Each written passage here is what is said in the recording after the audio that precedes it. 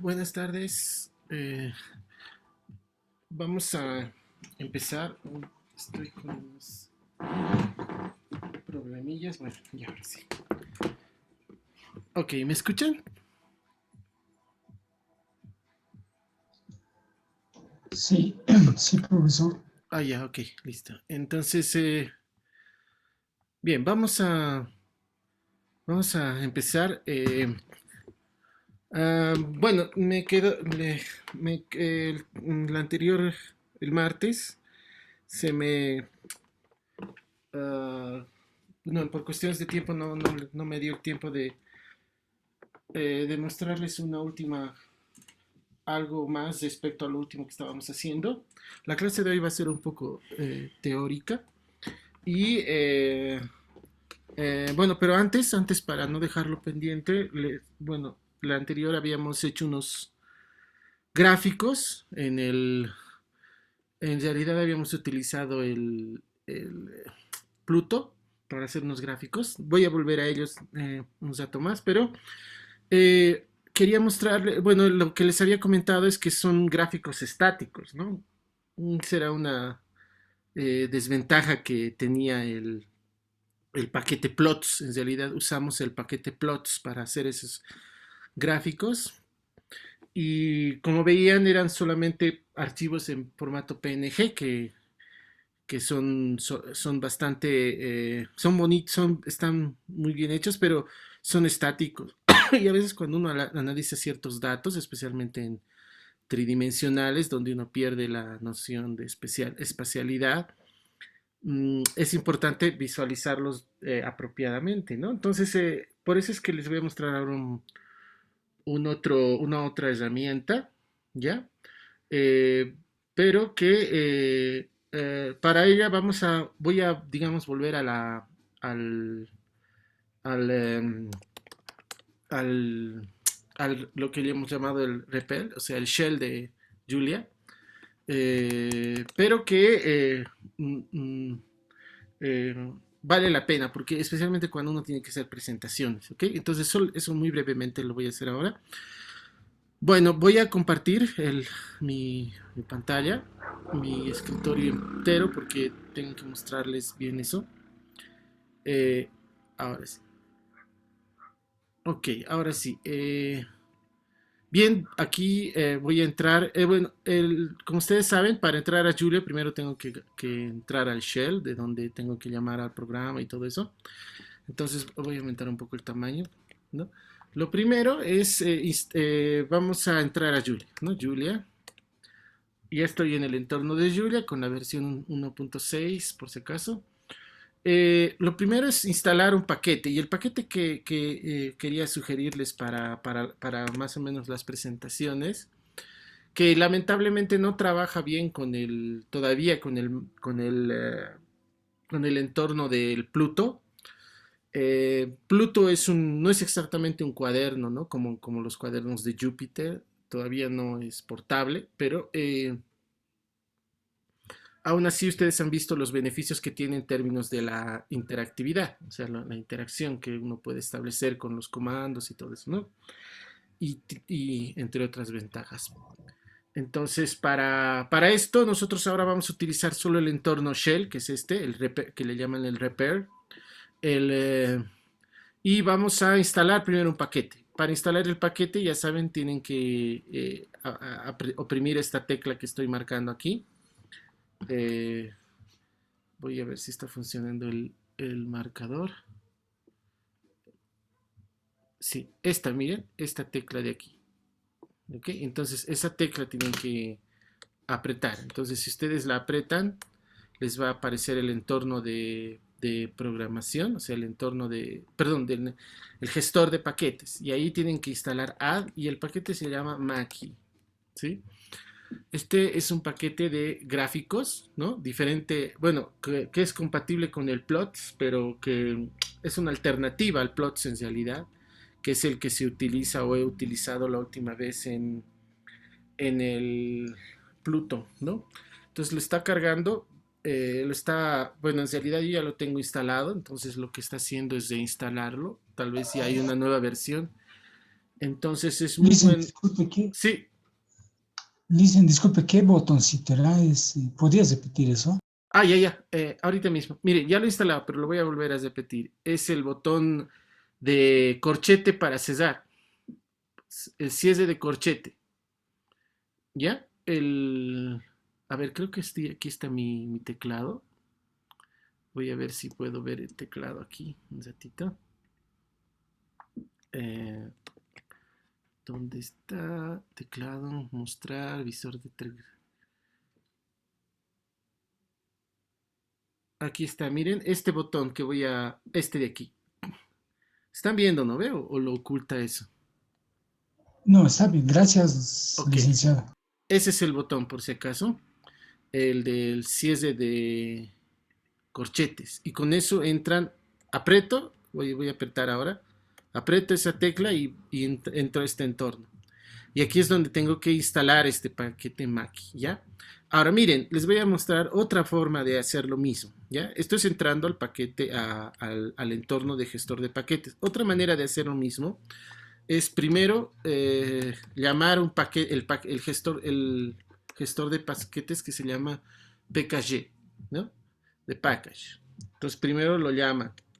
Eso lo que va a hacer es cargar las funcionalidades de este paquete que se llama paquetes, pero fíjense que no estoy entrando al entorno de gestor de paquetes. Entonces es una otra forma de instalar, por si acaso. Entonces una vez que están aquí, llaman a paquetes, punto, y aquí colocan add y abren paréntesis y aquí lo colocan el nombre del paquete pero entre llaves, ¿no? Entonces, esta es otra manera en la cual ustedes pueden instalar paquetes sin necesidad de tener que entrar al gestor de paquetes en el ZPL, ¿sí?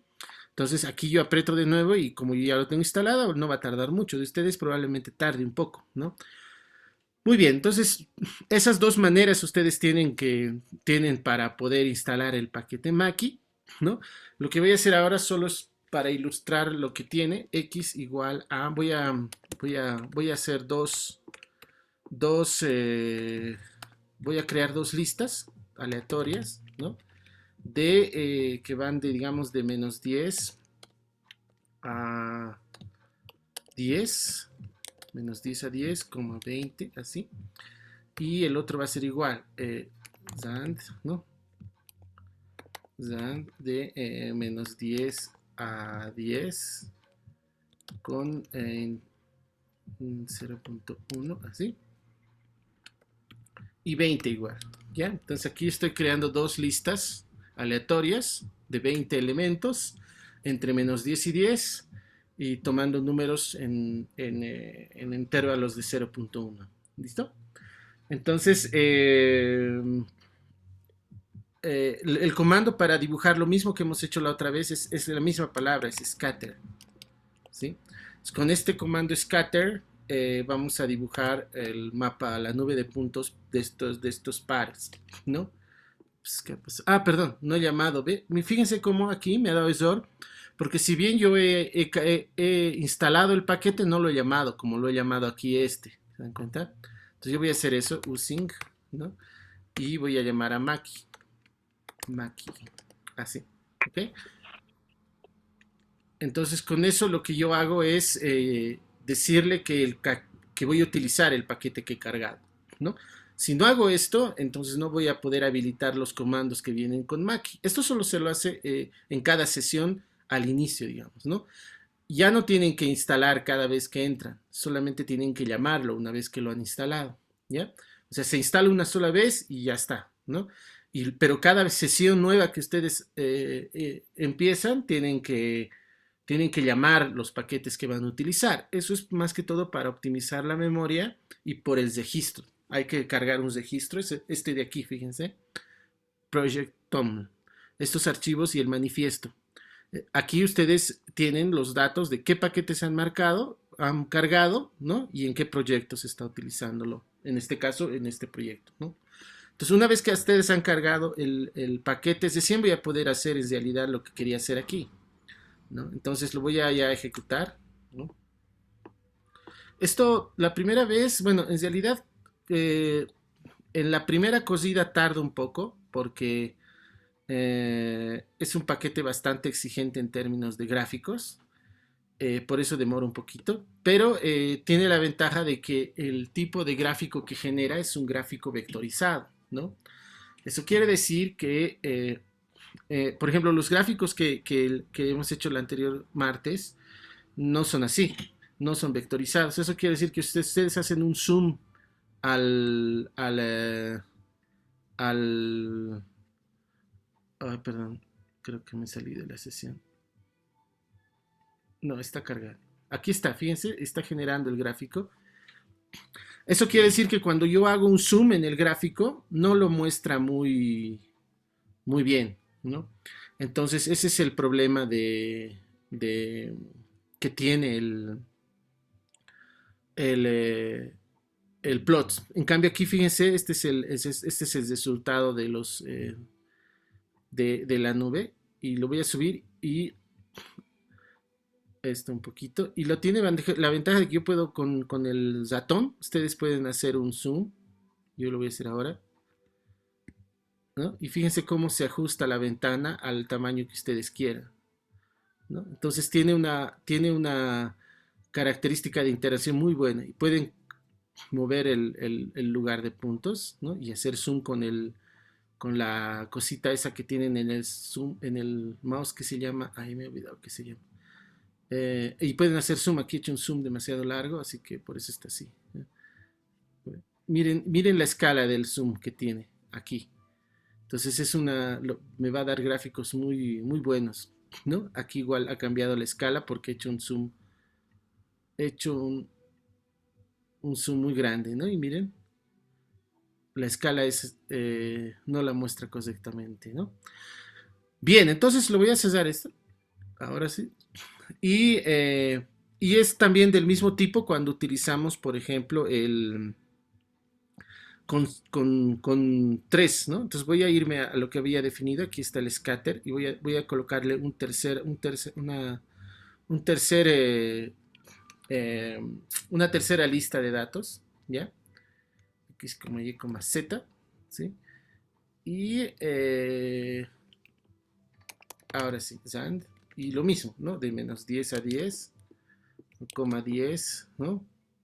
Y bueno, lo voy a alargar esto, así.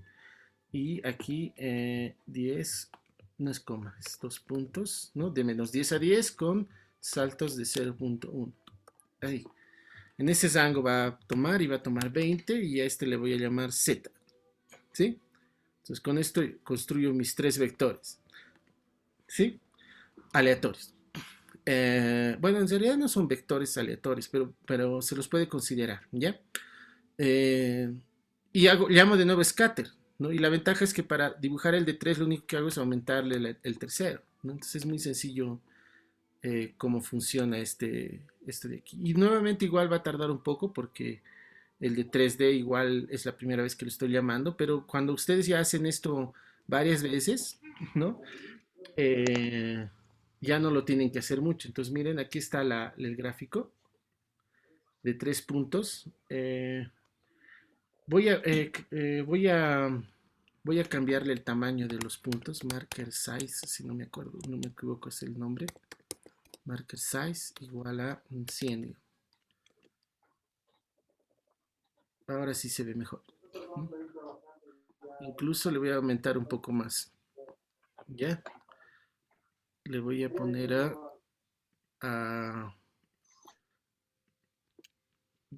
a 500 o a 300. A ver. Uh, ahí está, ¿no? Entonces, fíjense, aquí está el resultado, ¿no? Y lo bueno es que miren, tengo un mejor nivel de interacción con este tipo de gráficos, ¿no? Con el mouse puedo cambiar el punto de vista, ¿no? Que es rectangular, ¿no? Puedo verlo desde diferentes ángulos, ¿no? Y puedo también hacer zoom, ¿no? O sea, aquí ¿dónde la posición original era esta, ¿no? X, Y, Z. Y puedo hacer zoom, puedo acercar los valores, ¿no? Puedo analizar desde adentro igual. O sea, a ver, voy a reducirlo el tamaño y voy a hacer los puntos mucho más grandes y voy a mm, que sea 500, ¿ya? De 500 y los datos, bueno, voy a hacer lo siguiente, los datos los voy a cambiar, perdón, aquí, y voy a pedir más datos, ¿ya? Para que se vea un poco más claro lo que quiero decirles. 50, digamos, aquí 50, o sea, 50 datos, ¿no? 50 y aquí igual 50. Ahora sí, volvemos a RAM con 500 y a ver cómo da. ¿Qué pasa? ¿Dónde está?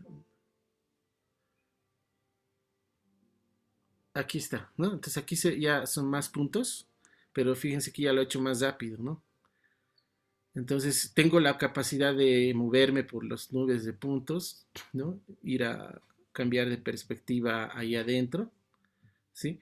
Entonces es una herramienta muy buena para poder, las presentaciones especialmente, donde ustedes tienen que, digamos, hacer una presentación sobre datos que todavía se pueden visualizar en el espacio, ¿no?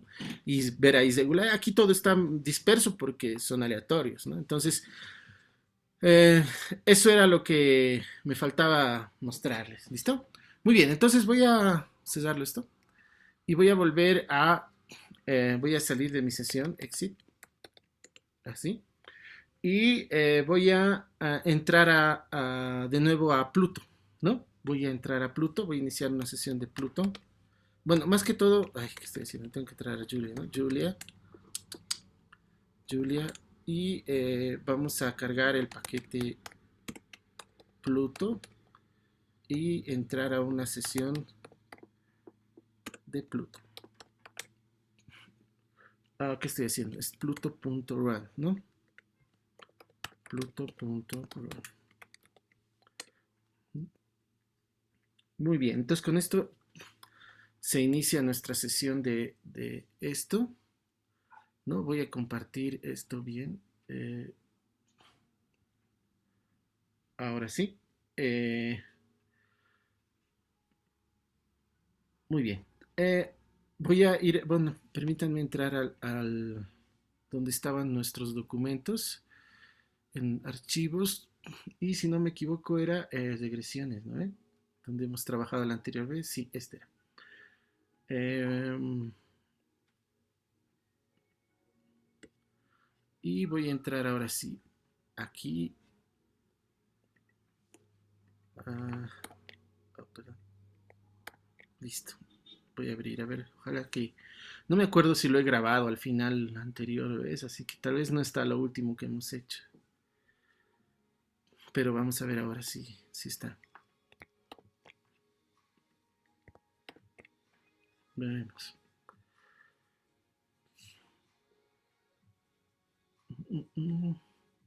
Ah, sí, está, pero no sé si está todo. Bueno, esto es lo que hemos hecho la anterior clase, ¿no? Ya lo está cargando, fíjense, automáticamente todos los comandos que he utilizado. Y habíamos visto algunos ejemplitos, los está cargando todos. Ah, sí, más bien lo último había estado aquí. Muy bien, vamos a hacer hoy día una clase un tanto teórica. Ay, ¿por qué hago esto? Ah, sí, sí, sí, tengo que cambiar esto, ¿no?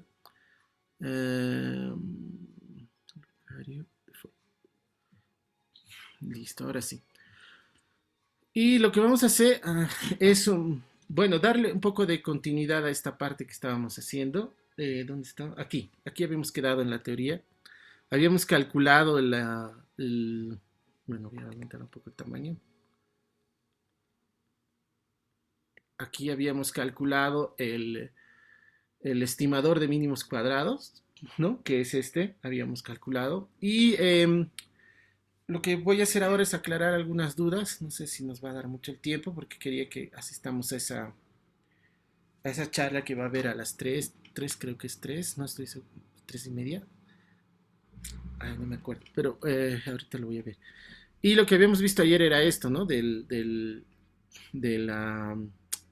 lo que significaba esto de ajustar de encontrar un estimador, ¿no? Entonces, hay algunas dudas que creo que se han quedado. Bueno, hemos visto también cómo calcularlo artesanalmente, ¿no?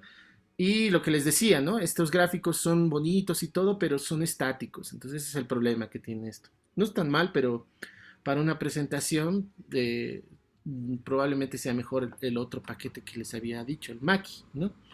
Eh, y además habíamos hecho esto de cargar datos de una dataset real, ¿no? Entonces, um, y habíamos visto algunos de, bueno, hubiera sido bueno ver estos en el otro, ¿no? Pero bueno, ya ustedes lo pueden hacer como trabajo, digamos, ¿no? Y lo ven. Muy bien, lo que quería hacer ahora es ir un poco más, bueno, un poco absolver algunas de las dudas que creo que se quedaron respecto a esto de la estimación de los estimadores, ¿no? Y para eso voy a abrir un cuaderno para escribir, porque eh, no me dio mucho el tiempo de hacerlo ahí mismo. Eh, pero igual lo vamos a hacer aquí. Ya lo voy a hacer en fondo claro, porque creo que la mayoría prefiere fondo claro. Ok, entonces lo vamos a hacer aquí. Eh, Está bien esto. Y la idea es la siguiente. Lo que estábamos estudiando esencialmente son los... no, pero no lo estoy compartiendo. Un ratito. Voy a cambiar la pantalla. Un ratito, denme un minuto. Y voy a compartir ahora el cuaderno. ¿Ya? Ahí. Muy bien. Entonces vamos a ver algunas eh, dudas que habían sobre lo que estábamos haciendo. Especialmente referidas a estas condiciones que habíamos supuesto sobre nuestras, los regresores, los parámetros que tenemos que estimar, ¿sí? Entonces, para absolver esas dudas y un poco más allá, porque habíamos dicho que tenemos que demostrar que justamente lo que habíamos hecho, el estimador que hallábamos era el mejor, en algún sentido tenemos que demostrar que es bueno, ¿no? A priori uno no puede saber eso, pero bajo los supuestos que hemos establecido, sí, ¿no? Entonces, lo que tenemos es lo siguiente, ¿no? Tenemos una serie de datos, ¿no? Que los voy a escribir aquí, ¿no? Que son los datos físicos, digamos, que ya tenemos, ¿no? Los X y U, por ejemplo, del iésimo es el X y 1, aquí está el B1, ¿no? Aquí está el B0, ¿no? Y lo mismo para el B2, aquí está el X sería I2, ¿no? Más y así sucesivamente hasta el B. ¿Cuántos serán los que hemos dicho? Eran K, ¿no ve? Sí, eran K, BK y perdón, X sub IK, ¿no? Y aquí había un error para este que vamos a llamar E sub I y esto es mi Y sub I, ¿no? Que es el dato observado, ¿no? Entonces, bueno, este era el modelo que habíamos hecho y este I iba desde 1 y lo hemos visto matricialmente en realidad, ¿no? Para poder hacer la cuenta. Este I va de 1 a N con N, N mayor a K, ¿no? Entonces ese era esto es la cantidad de datos del dataset y este K es el número de regresores, ¿no? De características que estamos observando, ¿sí? Ahora, las suposiciones ahora, fíjense, aquí la primera duda que surgió y que es muy importante entenderlo bien, se refiere a qué son Y y qué y H exactamente, ¿ya? Y eso es una pregunta muy relevante. Este EI hemos dicho que era una variable aleatoria, ¿sí? ¿Sí? Una variable aleatoria y eso significa que este y también es una variable aleatoria, ¿no? Esencialmente es una variable aleatoria. Lo que queremos hacer no es predecir qué es lo que va a pasar, es estimar lo que va a pasar, ¿no? Y hay una diferencia muy clara entre estimar lo que sucede y predecir lo que sucede, ¿no? Cuando hablamos de estimar, estamos hablando de probabilidades, ¿no? De una estimación probabilística. En cambio, la predicción tiene más que ver con la exactitud del dato respecto a supuestos valores reales. Entonces, eso es algo que hay que tenerlo muy claro. Entonces, este de aquí también es una variable aleatoria, por si acaso, ¿no? Por eso es que justamente la hipótesis sobre el tipo de distribución que tiene esta variable aleatoria va a incidir en esta, ¿no? Ahora, estos datos, los datos del dataset, se suponen, por el cálculo que hemos hecho, hemos supuesto de que son datos fijos, es decir, son, son datos experimentales calculados en supuestos ideales en los que no los consideramos variables aleatorias, sino datos exactos. Pero esa es una suposición ideal, porque en realidad no pueden haber datos exactos, ¿sí? Siempre hay errores que pueden ser muy pequeños, casi imperceptibles, ¿no? Pero esos errores son errores esencialmente de naturaleza numérica, ¿no? En cambio, este es un error debido a un factor aleatorio, al azar, ¿no? A la complejidad del problema que uno está estudiando. Entonces, uno también tiene que entender cuál es la diferencia entre un error, perdón, voy a, uh, voy a salir del WhatsApp, ¿ya? Entonces, entre un error un parámetro aleatorio que interviene en el fenómeno, ¿no? Entonces, los supuestos que hacíamos sobre estos es que estos valores son, entre comillas, exactos, todos ellos, ¿sí? Ese es el supuesto que vamos a hacer, pero lo voy a colocar entre comillas en el sentido de que si bien tiene errores, no son exactos propiamente, sus errores son de naturaleza numérica, a lo más, errores de medición, no debidos a un factor aleatorio, como sí lo es a la hora de estimar el probable valor a estimar estos parámetros B0, B1, B2, BK, ¿no? Entonces, esa es la primera precisión que quería hacer respecto a lo que estábamos hablando antes, ¿no? Ahora bien, las hipótesis que uno hace, la primera que hemos hecho es que todos estos errores tienen esperanza nula, ¿no? La razón y esto tiene que dar para todo i, ¿no? Ya saben que el i va del 1 al n, así que no lo voy a escribir, ¿sí? ¿Por qué esto de suponer que la esperanza del error es nulo es equivalente a decir que esta como variable aleatoria, su esperanza no depende no va a depender del épsilon, ¿no? Es decir, no va a influir esta aleatoriedad en la estimación que haga del épsilon, ¿no? Es decir, esta condición que yo les había hablado y de la que no hemos hablado mucho, en realidad es equivalente a que la esperanza del YI, porque el YI ya les decía es una variable aleatoria, ¿no? Esta esperanza al calcularse la esperanza, lo que me va a quedar nada más es que esto me va a quedar como B0 más B1, así, X sub I1 más, porque estos están fijos, ¿no? Son datos ya dados, ¿no? Y se supone que estos son los que tenemos que estimar, ¿no? B sub K, X sub, y van a ser también eventualmente fijos. Pero al calcular la esperanza de esto me va a dar lo mismo, ¿no? Más, y aquí ya no va a haber este valor, ¿no ve? Porque la esperanza de eso es 0, ¿no? Entonces, lo que en realidad en el fondo nosotros hacemos es justamente estimar la esperanza de lo que estamos observando, de que nos dé un cierto valor. Y esa esperanza, esto nos está diciendo de que no va a intervenir un factor aleatorio como este, ¿no? Entonces, eso es el primer supuesto que hacemos es el que les decía, es referido a la esperanza del error que sea nulo. En realidad, lo pueden ver también como que la esperanza de YI está correctamente valorada en términos de la elección de los coeficientes de regresión que hemos hecho, ¿no? Y los datos que estamos observando, ¿no? No va a intervenir otros aspectos que tal vez no lo hemos medido. Es decir, este primer paso garantiza que hemos hecho una buena selección una primera buena selección de de los regresores, ¿no? En este caso, K regresores, ¿no? La esperanza va a estar calculada en función solamente de esos valores y de los parámetros B0, B1, BK que hemos visto cómo hallamos para ajustar correctamente esa esperanza, ¿no?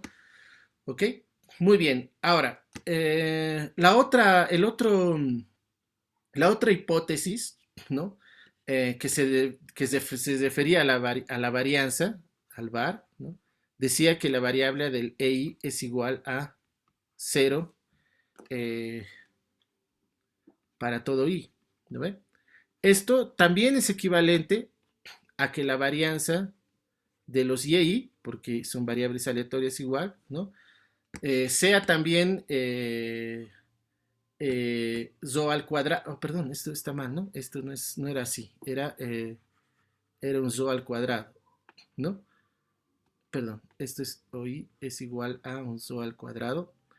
Esto es esto es equivalente a decir que la varianza de los y también va a ser un Rho cuadrado, es decir, va a ser constante para todo i, ¿sí? ¿Ok? Y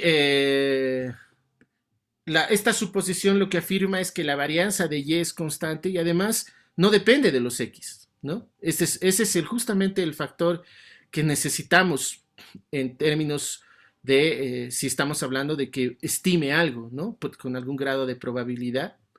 No queremos que dependa de los datos de entrada, sino de la naturaleza inherente del fenómeno, si lo quieren poner de alguna manera, ¿no? Entonces, porque si ustedes se acuerdan de las notas que hemos, antes de hablar de esto, se acuerdan que hemos calculado las variación, cómo se calcula la varianza, ¿no? Y tenía una propiedad cuando era lineal, ¿no? Y ahí aparecían las varianzas de los productos, ¿no? Y eso no queremos que aparezca. Entonces, esa hipótesis la podemos desechar con esta suposición. Entonces, lo que va a suceder es que la varianza también va a ser constante. Y esto significa esencialmente que esta varianza no depende de los, lo voy a escribir así, de los X, digamos, así, ¿no? Entonces, a eso se refiere esa segunda hipótesis, ¿no? Y finalmente, y de esto no habíamos hablado, ¿no? Hemos dicho que los sesores no tienen que estar correlacionados, ¿no? Y ahí aparece la covarianza del EI con el EJ, ¿no? Eso significaba que esto sea igual a 0, ¿no? Y tenía que ser igual a 0 para todo I distinto de J, así, ¿no? Sucede que esto también es equivalente a decir que la covarianza de las variables y y j respectivas, ¿no? Son iguales a 0 también para todo i distinto de j, ¿no? Entonces, ¿qué significa eso? Significa que los y's no están correlacionados entre unas con otras, ¿no? Y esto es lo que usualmente vale en una muestra aleatoria, ¿no? Cuando uno toma una muestra aleatoria, no la deriva de un dato, deriva a otro. Lo que hace es tomar una muestra y otra independientemente. Ese independientemente lo pueden considerar, entre comillas, en términos probabilistas, ¿no? ¿Sí? Entonces, lo que sucede es que las observaciones típicamente están correlacionadas, ¿sí? Pero otra cosa es el muestreo, ¿no? Y lo mismo pasa con las series de tiempo. Las series de tiempo siempre están correlacionadas, ¿no? Recuerden que una serie de tiempo no es nada más que datos que van dependiendo históricamente de los datos pasados, ¿no? Entonces ahí no se puede hablar de este tipo de no correlación, ¿no? Entonces hay que tener ese cuidado a la hora um, de trabajar con estos problemas de regresión, ¿no? Entonces, lo que nos está diciendo, cuando decimos que los sesores no están correlacionados, estamos diciendo esencialmente que los resultados de la muestra han sido tomados de forma aleatoria, ¿no? Eso es lo que estamos afirmando esencialmente. Y esta condición es muy importante para que garanticemos que la regresión tenga las propiedades deseables que queremos que tenga, ¿no? Muy bien. Eso quería observarlo. Otra cosa que se me fue mencionar, lo voy a hacer brevemente aquí, es que cuando nosotros decimos lineal, cuando decimos que esto es vamos a hacer una regresión lineal, o sea, cuando esto es un modelo lineal, no en el sentido de que es lineal respecto a los regresores, ¿no? Es decir, no es lineal respecto a los regresores. La linealidad se refiere a los parámetros, es decir, B0, B1, B2, BK, ¿no? Esos son los que tengo que ver, tengo que entender la linealidad en referencia a los parámetros, ¿no? Que están configurados de tal forma que forman una combinación lineal de los regresores y el 1, si quieren, ¿no? Entonces, esa es otra observación que se me olvidó hacer, ¿no? Eso quiere decir lo siguiente, por ejemplo, si yo tengo un modelo lineal de este tipo, y ahí igual a B0, bueno, lo voy a hacer mejor vectorialmente para que no escriba mucho. Es decir, por ejemplo, si yo tengo un modelo lineal de este tipo, B0 más B1 X1 más B2 X1 al cuadrado, ¿no? Esto sigue siendo un modelo lineal, ¿sí? ¿Por qué? Porque como función de los parámetros es lineal esta expresión, ¿se dan cuenta? Incluso podría haber aquí un B sub 3, así, eh, digamos X1, X2, así. ¿Se dan cuenta? Y le voy a poner el E más por si acaso, ¿no? Entonces, esto está, si lo vemos como una función de X1 y X2, esto es un modelo no lineal, ¿no? De hecho, se le llama un modelo cuadrático, ¿sí? Pero si lo vemos en términos de los B0, B1, B2 y B3, es lineal. Entonces, cuando hablamos de modelos lineales, al menos en este ámbito de las regresiones, nos estamos refiriendo a la linealidad en función, linealidad como función de los parámetros. ¿Ok? Entonces, eso es algo que no lo había mencionado la otra vez, ¿ya? Ahora, eso no le quita ni le da. En realidad, lo que va a suceder es que probablemente sea más complicado interpretar los datos, porque fíjense que este dato de aquí yo lo puedo ver como un segundo dato, un X2 sombrerito, digamos así, ¿no? Lo puedo rebautizar, ¿no? Y este producto de aquí lo puedo ver como un tercer dato, X3, y los rebautizo nomás, ¿no? Y lo mantengo igual, X1, así. Entonces lo único que hago es como un cambio de variable de los regresores y de nuevo tengo un modelo, y de nuevo lo que tengo es un modelo lineal, ¿no? Es decir, B0 más B1 más B2, ¿no? Más este le voy a llamar claro, B3, ¿no? Y así. Entonces sigue siendo lineal. Simplemente he cambiado los regresores los he rebautizado, si quieren ponerlo de alguna manera, ¿no? Ahora, ¿por qué me interesaría el cuadrado? Porque puede ser que el fenómeno dependa fuertemente de este factor cuadrático también, ¿no? Y eso se admite a la hora de la regresión, porque otra de las condiciones importantes que hay que tener es que el dataset que considero no sean, lo único que le pido es que no sean linealmente dependientes, ¿no? Eso de linealmente dependientes, eso no está sucediendo con estos tres, x1, x1 al cuadrado, x1, x2, pero sí sería si fuera así, y igual a B0 más B1, digamos, el X1, ¿no? Más el B2, X2, digamos, más, y justo en el B3 sucede que en realidad este dato había sido así, eh, digamos, 2X1 más 3X2. Así, ¿no? Imagínense que ustedes no han percibido que el tercer dato, que el tercer parámetro, o sea, esto estaba oculto, digamos que esto yo lo he tomado como un X3, pero sucede que había tenido una dependencia lineal de los otros dos y yo no me he dado cuenta, ¿se dan cuenta? Entonces aquí, ¿qué es lo que estamos haciendo? Estamos considerando los regresores X1, X2, X3, pero sucede que el X3 es una combinación lineal de los otros dos. Eso va a afectar el modelo, ¿no? Entonces es por eso que es importante, al menos para los resultados que tienen que ver con la confianza sobre las estimaciones de estos parámetros que hagamos, es muy importante asegurarse de que no suceda eso, ¿no? Entonces, ese es el único caso en el cual habría que hacer un ajuste, ¿no? Entonces, el ajuste es que en realidad, si uno hace operaciones aquí y después se da cuenta de esto, el verdadero modelo que uno está considerando sigue siendo lineal, pero ¿cuáles serían los parámetros? Aquí sería, por ejemplo, x1 eh, más 2, bueno, aquí, bueno, sería así, ¿no?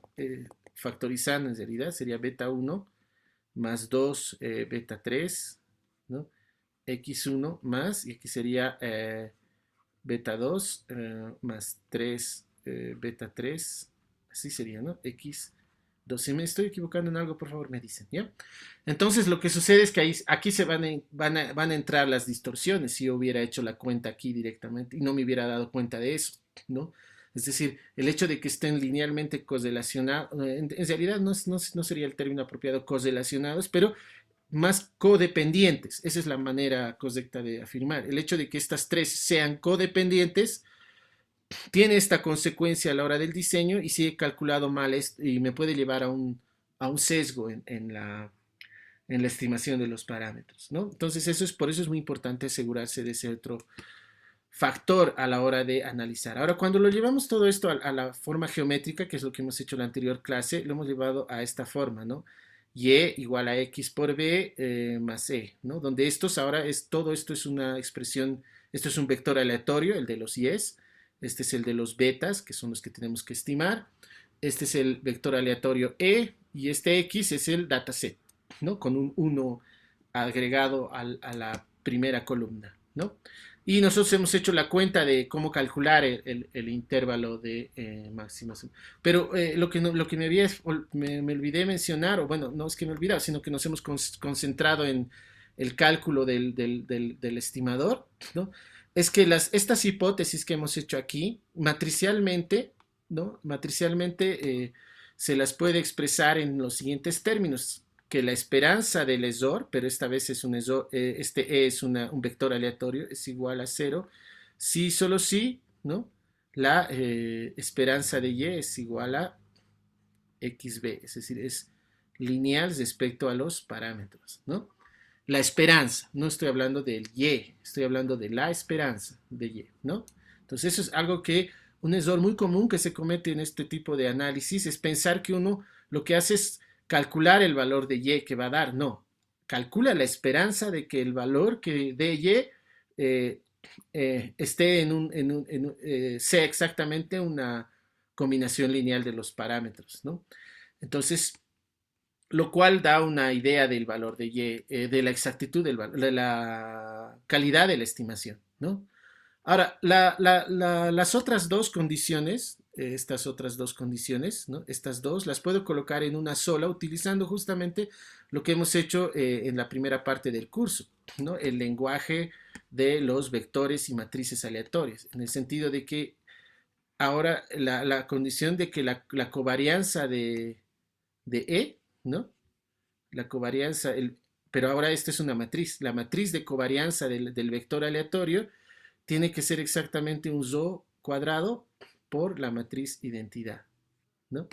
Por la matriz identidad, o si prefieren, equivalentemente, que la matriz de covarianza del vector aleatorio Y tiene que ser un Rho cuadrado por la matriz identidad, ¿no?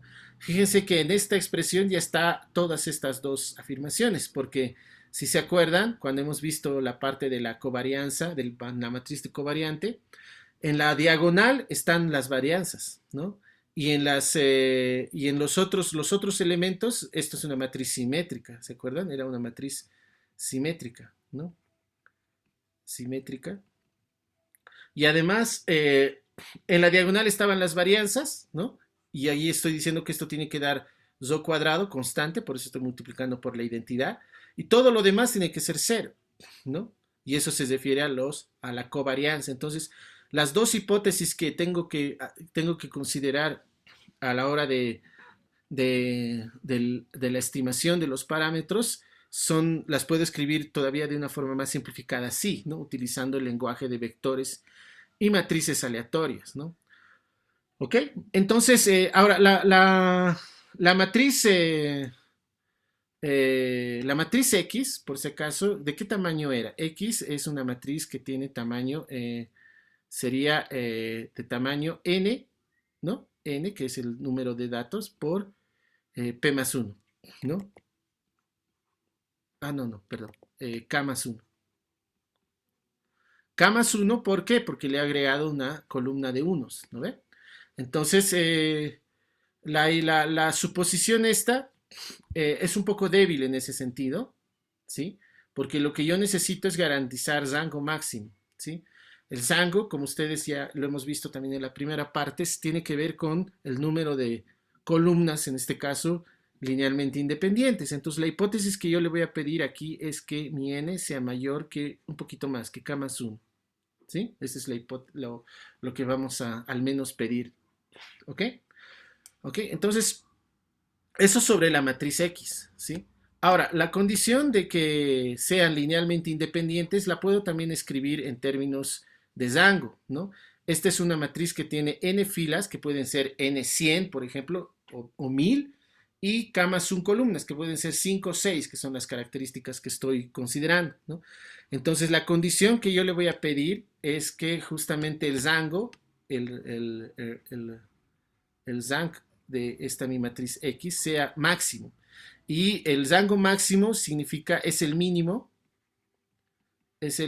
entre, ustedes saben, el número de filas y el número de columnas, que en este caso es K más 1. Pero como estamos haciendo esta suposición de que el K más 1 es menor que el N, entonces necesariamente tiene que ser K más 1, ¿no? Esto es equivalente a decir que las columnas las columnas de X son el I, son linealmente independientes, ¿no? Y eso, como enseguida vamos a ver, ya hemos dicho que tiene un efecto, bueno, ya lo hemos visto en realidad, que nos garantiza el hecho de que la matriz que aparecía en el cálculo del regresor, que era esta, ¿no? X', X. Permítanme cambiar la notación a X', ya, de ahora en adelante, para la transpuesta, ¿sí? Más que todo porque esa es la notación que de manera estándar se utiliza, al menos en software y en otros contenidos, para la transpuesta, ¿no? Entonces, esto tenía que ser inversible y eso está garantizado por justamente esta condición, ¿ya? Eso es lo que habíamos visto la anterior. Por eso es que se necesitaba eso, ¿ya? Ah, bien, esta matriz que contiene los datos experimentales, ¿no? Del diseño experimental, ¿no? También se le llama matriz de diseño, ¿sí? X tiene este nombre lleva el nombre de matriz de diseño, ¿sí? Porque en el ámbito del diseño de experimentos, es la matriz que tenemos de insumos para poder hacer el experimento, ¿no? Pero en otros ámbitos, ya les había dicho de que también se utiliza mucho las regresiones. Las regresiones es el modelo más sencillo de Machine Learning, ¿no? De aprendizaje automático, ¿sí?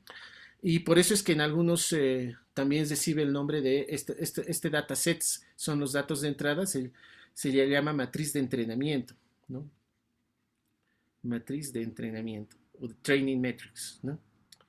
Lo que sucede es que lo que queremos es que más o menos, entre comillas, predecir o estimar futuros valores de lo que estamos observando a partir de datos que se van recolectando, ¿no? Entonces, decimos en ese caso que nuestro sistema de aprendizaje automático básico, que es va a entrenar con ese dataset, de tal forma que si yo observo un nuevo dato, yo pueda con un grado de probabilidad bueno decir si el target, que le hemos llamado el target, el objetivo, el dato objetivo que yo tengo es o no, pertenece o no a cierta categoría, si es que estoy en un problema de clasificación, por ejemplo, ¿no?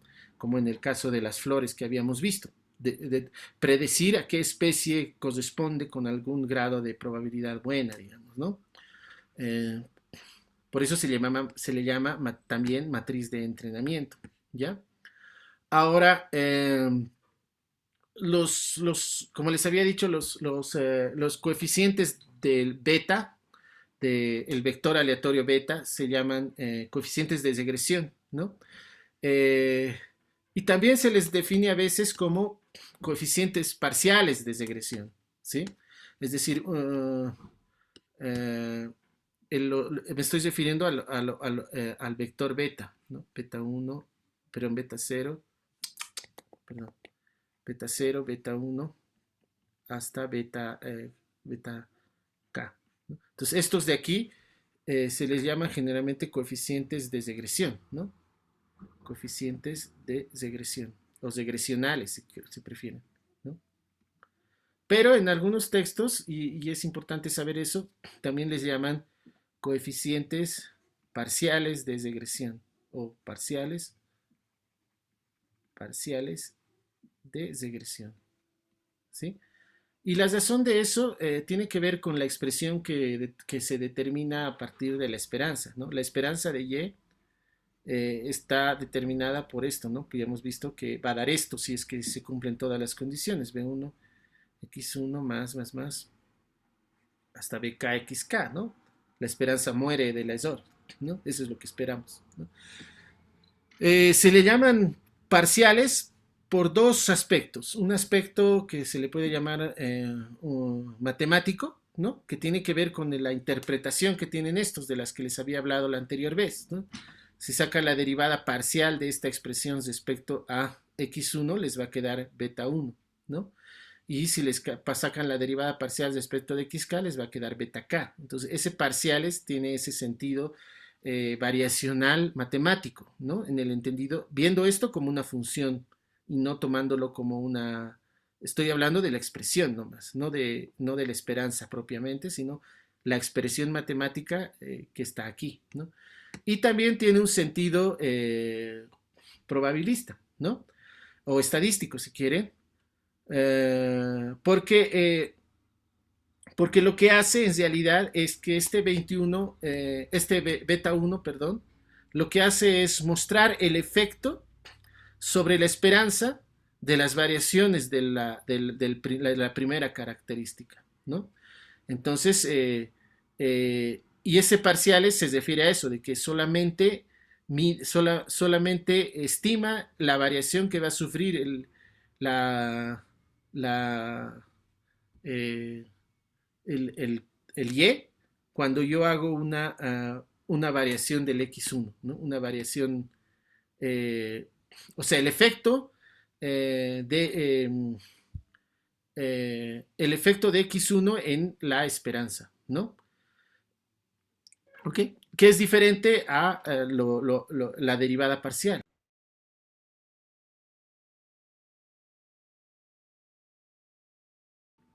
Hola. Perdón, se cortó, creo, Silic se cortó. ¿Hace cuánto se cortó? Porque no me di cuenta.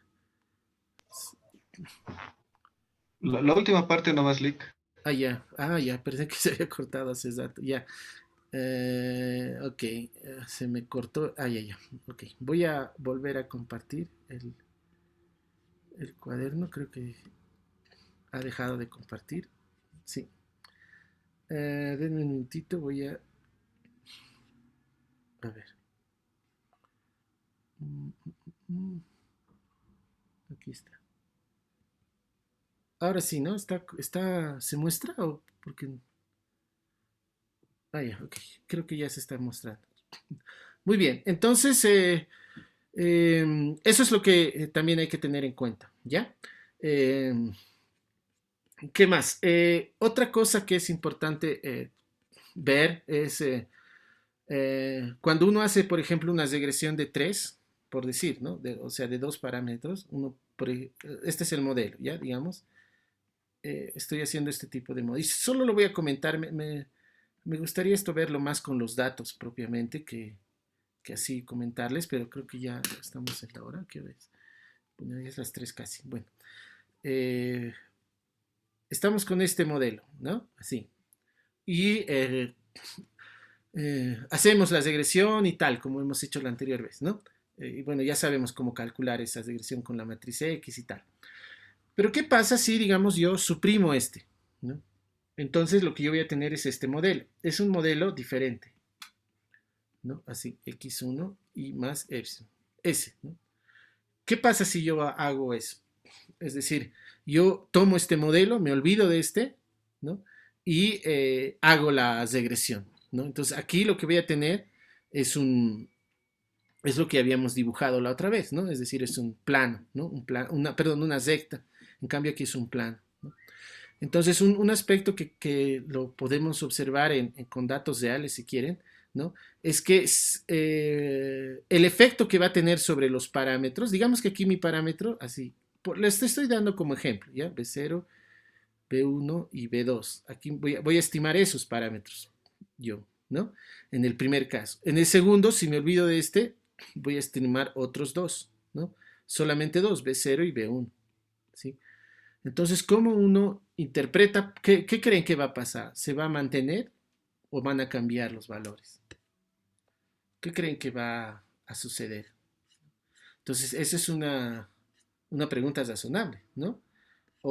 Además, me olvidaba, podemos olvidarnos también del otro, ¿no? Es decir, podemos aquí considerar y igual a b0 más, digamos, b2x2, digamos, b2x2, ¿no? Así.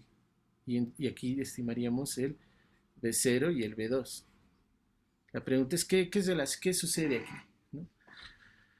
Entonces, lo que va a pasar es que no van a ser iguales, ¿no? El b0 va a cambiar, el B1 va a cambiar en los tres y el B2 también va a cambiar en los tres, ¿no? Y nosotros tenemos que saber qué interpretación darle a esos cambios, ¿no? Y eso tiene que ver justamente con esta interpretación que les daba aquí, ¿no? Cómo se interpreta en un modelo esos valores, ¿no? Pero eso lo vamos a hacer con los datos reales, ¿no? Yo creo que es más interesante verlo con un dataset real para que aquí estar adivinando, digamos, y no verlo claramente, ¿ya?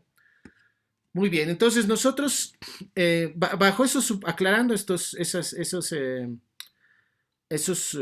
aspectos que la anterior clase los había mencionado muy brevemente para poder alcanzar a hacer el cálculo del estimador, ¿no?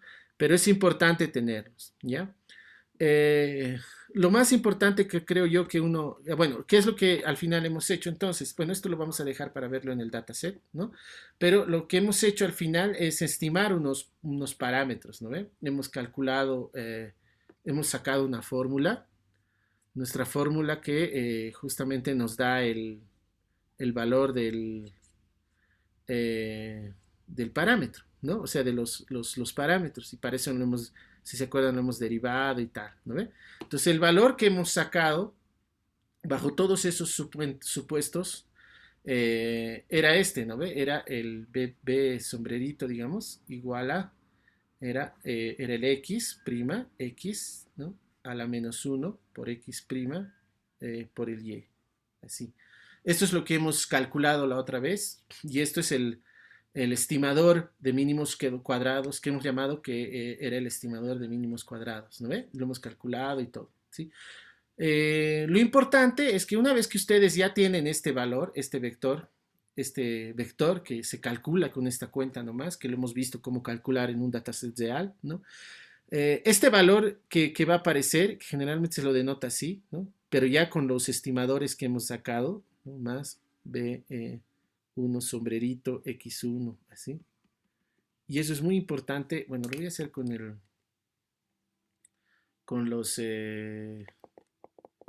los datasets, con cada dataset, ¿no? Y ahí, así, ¿no?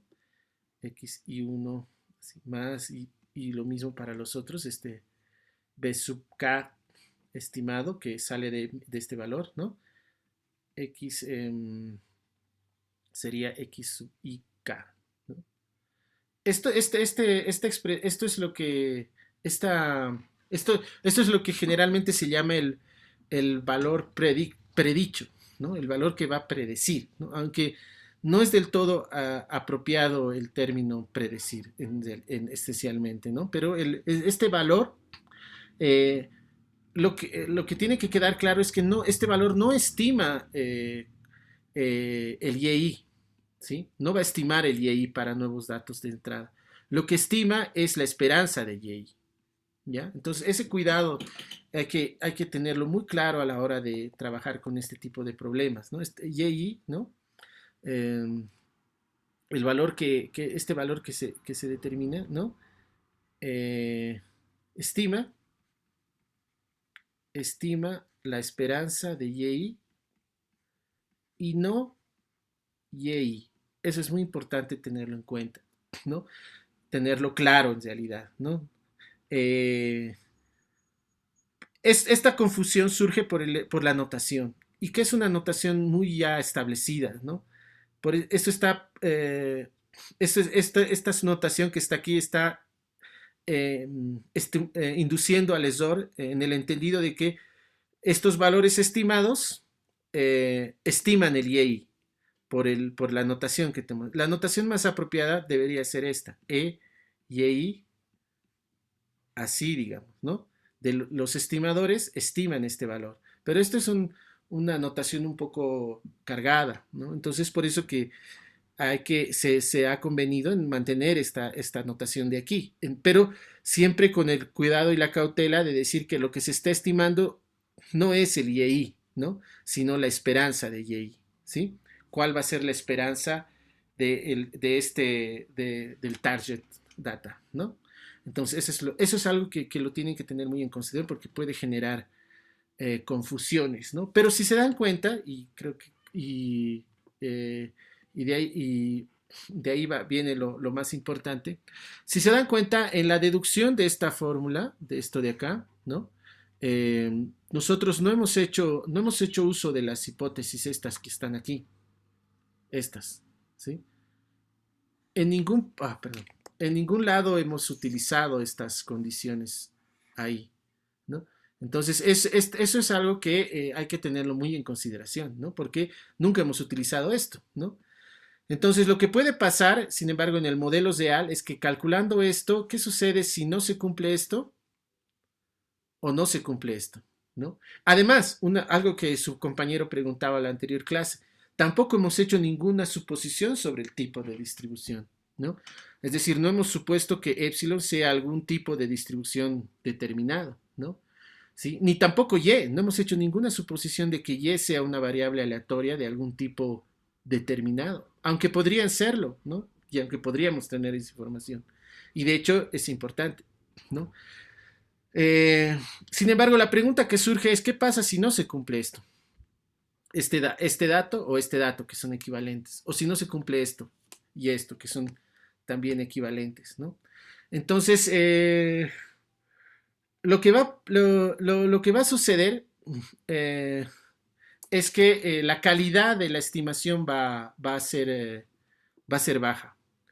Es decir, todo va a funcionar igual, voy a obtener los estimadores, pero lo que sucede al final de cuentas cuando no se dan esas condiciones, es decir, cuando no se cumplen alguna de las condiciones que hemos marcado, es que el modelo la capacidad estimativa del modelo va a ser pobre, va a ser muy pobre, ¿sí? Eso quiere decir que esta zecta, si quieren verlo así como una zecta, si estoy hablando de la función esperanza como una zecta, ¿no? Todavía va a ajustarse a los puntos, ¿no? Es decir, se ajusta bien en el sentido de que respeta la condición de que minimiza los cuadrados, porque así lo hemos obtenido, ¿no? Pero cuando yo introduzco un nuevo dato, digamos este circulito así, ¿no?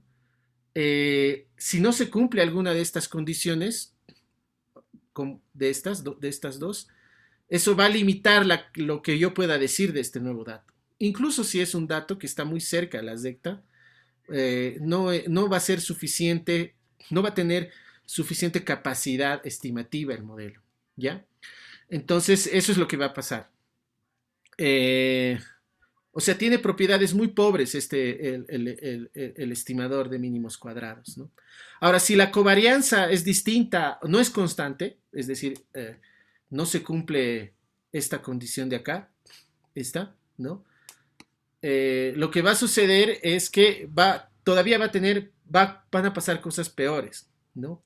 Entonces, que tienen que ver ya con desajustes en el modelo, ¿no? Entonces, cuando tenemos estas dos condiciones presentes, ¿no?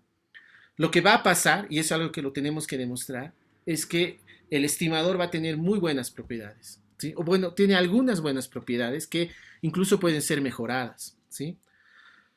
Y ese es un teorema, es el teorema de Gauss-Markov, si no me equivoco, ¿ya? Eh, lo que esencialmente me va a decir, lo que me va a decir este teorema es que justamente bajo estas suposiciones, ¿no? Entre todos los estimadores, porque fíjense lo siguiente, el estimador que calculamos, ¿dónde está? Este estimador, fíjense, no es lineal respecto a Y, esto es una matriz nomás, ¿no? Es decir, el B es nada más que una matriz que digamos le voy a llamar X sombrerito, así, X sombrero, pónganlo así, por Y, ¿no? En realidad es una combinación lineal de las entradas de Y, ¿se dan cuenta? ¿Sí? Es una matriz por Y, es lineal respecto a, depende linealmente de Y, ¿no? Entonces, ¿qué pasa si yo cambio esta matriz? ¿No? Digamos, le pongo una A. Ahí voy a obtener otro estimador que le voy a llamar B sombrerito, digamos, ¿ya? Este es otro estimador. Igual con este B puedo hacer una recta y igual me puede ajustar de alguna manera esto de aquí, ¿no? Pero lo que va a suceder es que, y eso es algo que que lo tenemos que demostrar, es que entre todos los estimadores lineales de este tipo que uno puede tener en la familia, imagínense todos estos estimadores, ¿no? Que uno puede tener, si se cumplen estas dos condiciones, aquí, ¿no? Eh, este, este estimador no solamente ajusta los datos, sino que además va a minimizar la varianza, ¿no?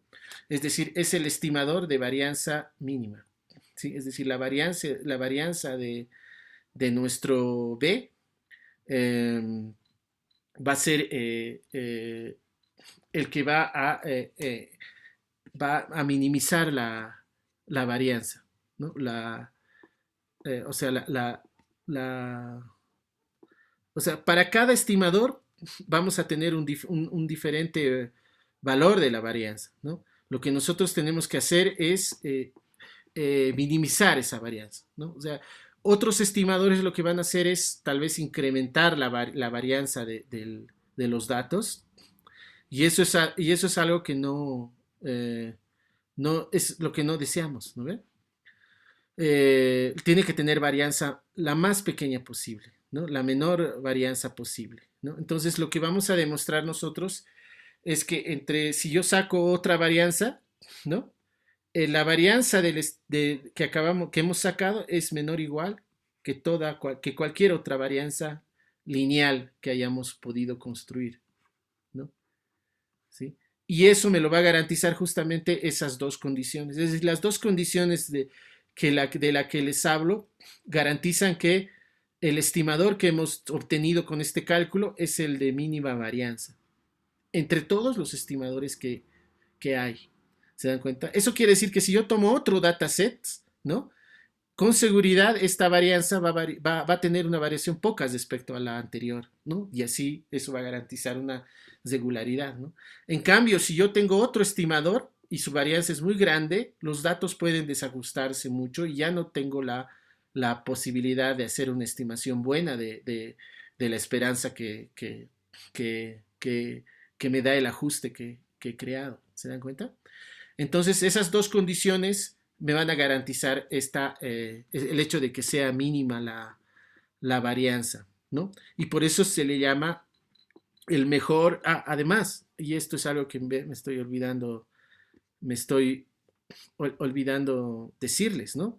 Además que este estimador, otra característica que va a tener este estimador es que es un estimador insesgado o no sesgado para el beta, ¿no? Es decir, para el beta, el valor que obtengo del beta prima, ¿no?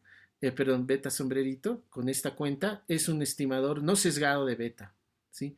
¿Qué es el sesgo? Es la diferencia entre la esperanza y el valor del parámetro que estoy queriendo estimar, ¿no? Entonces, lo que va a suceder es que cuando yo calcule la esperanza del estimador, ¿no? Esa esperanza me va a dar exactamente este B. Y es cuando sucede este hecho de que la esperanza del estimador es igual al parámetro que quiero estimar, entonces se dice que es un estimador insesgado o no sesgado, ¿no? Eso es, no sé cuál será más apropiado, ¿no? Sesgado. Y esta es otra característica que va a tener este estimador, ¿no? Y que lo tenemos que demostrar, aunque esta demostración es muy sencilla, ¿no?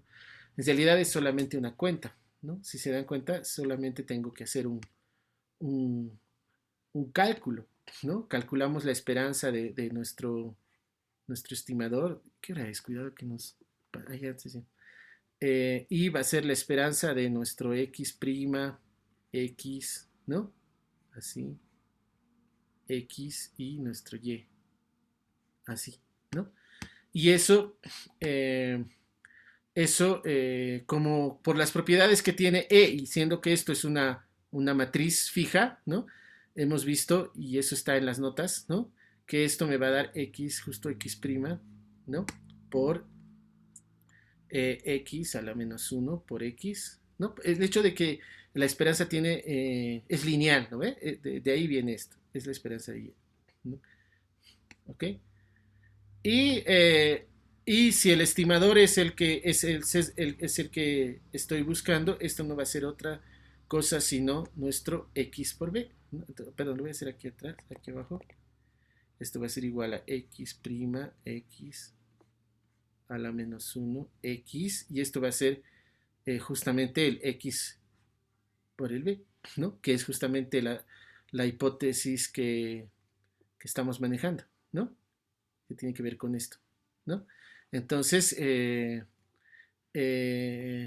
es prima, perdón, así, ¿no? Entonces esto se va a anular y me va a dar B. Entonces es claramente un estimador no sesgado, ¿no? Eso puede no suceder con este, ¿no? Entonces, ahí es donde justamente tenemos que, esa es la razón por la cual necesito esas dos hipótesis sobre nuestro modelo, ¿no? Y el teorema que garantiza eso es el teorema de Gauss-Markov, ¿no? Entonces, la siguiente clase, lo que vamos a hacer es primero ver esta parte que les había dicho de lo que sucede cuando quitamos uno de los regresores, ¿no? Y cómo se tiene que interpretar, pero ya con datos reales.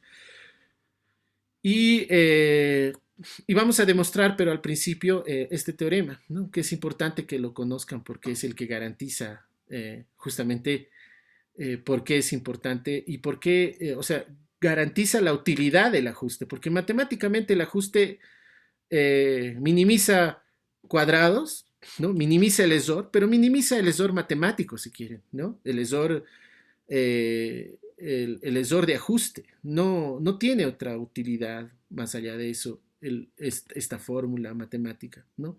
La riqueza en términos de su capacidad estimativa radica en justamente lo otro, ¿no? En lo que me va a poder decir de nuevos datos, ¿no? Entonces, eso es lo que vamos a ver la siguiente un poco con un dataset real, ¿ok? Muy bien, entonces eso para terminar, yo les comento que hay una que hay que hay una charla justamente se está llevando a cabo unas jornadas. A las 3:30 va a empezar una que está dando una doctora y que tiene algo que ver con lo que estamos haciendo. No es exactamente lo que estamos haciendo, pero está muy relacionado a los temas de análisis matricial y probabilidad o estadística, ¿no? Entonces, yo quisiera que puedan asistir, ¿no? Les voy a pasar enseguida el enlace para que puedan, al WhatsApp les voy a pasar el enlace de la charla, ¿sí? Es por Meet, así que como saben la capacidad del Meet ahora es incluso para el Classroom que tenemos es limitada, así que sería bueno que entren rápido para que puedan ingresar. No sé si lo están grabando porque no he visto que lo estén transmitiendo por el Facebook, así que por el enlace nomás hay que entrar, ¿ya? Ahora otra cosa, todo esto es más interesante de ver y todo lo que estamos haciendo de la teoría es interesante analizarlo desde el punto de vista teórico, sí que lo vamos a hacer, pero es mucho más interesante verlo con datos reales, ¿no? Y ahora afortunadamente tenemos a nuestra disposición muchos datasets reales, ¿no? Entonces yo estoy pensando plantearles la posibilidad de hacer un trabajo práctico, ¿no? Que consiste en que cada uno de ustedes elija un dataset, ¿no? De la base de datos de las que les había hablado, el Air Datasets. Yo he elegido el del Iris. Hay otro sobre Neuron, que es de datos sobre neurociencias, y hay de otros ámbitos, de la economía, de la administración, políticos, en fin, ¿no? Con los cuales se puede hacer este tipo de análisis, más que todo para poder comprobar y verificar todo lo que uno va diciendo aquí, ¿no? Porque es muy sencillo verlo aquí analíticamente, porque esto está en todos los libros, y pero es mucho más rico, es mucho más enriquecedor si uno lo ve con datos reales, ¿no? Y comienza a sacar conclusiones a partir de datos reales, ¿no? Eh, para eso yo voy a explicarles mejor en qué va a consistir el trabajo la próxima semana, pero ya les digo que sería bueno que vayan buscando un dataset que les agrade, que vaya en función de sus preferencias personales, de curiosidades, inquietudes, y en el cual podamos utilizar esto para poder hacer un trabajo de investigación, ¿no? Un trabajo de investigación eh, eh, en el cual podamos mostrar cómo la teoría, cómo lo que vamos haciendo de la teoría eh, se plasma en lo que ustedes, en el datasets que están considerando, o sea, la capacidad estimativa del modelo, ¿ok? Muy bien, eso quería ponérselos en la mesa para que lo vayan pensando, pero es una propuesta solamente, entonces ustedes me dicen si están de acuerdo en hacer un trabajo práctico para hacer este análisis, un poquito de lo que hemos hecho, porque es enorme la cantidad de teoría que hay sobre esto. Este estimador, por ejemplo, se lo puede mejorar mucho, incluso ¿no? Para que minimice un poco más todavía. Con otras técnicas, ¿no? Y no hemos hablado todavía de las distribuciones, así que eso es lo que tenemos que hablar todavía. En fin, voy a dejarlo aquí. Antes de que empiece la charla, les voy a pasar el enlace, por favor, y ahí lo dejo, ¿ya? ¿Alguna pregunta? O tal vez si hay preguntas para la próxima semana para que no nos podamos entrar al seminario, por favor. ¿Ya? Muy bien, entonces aquí lo dejamos y enseguida les paso el enlace.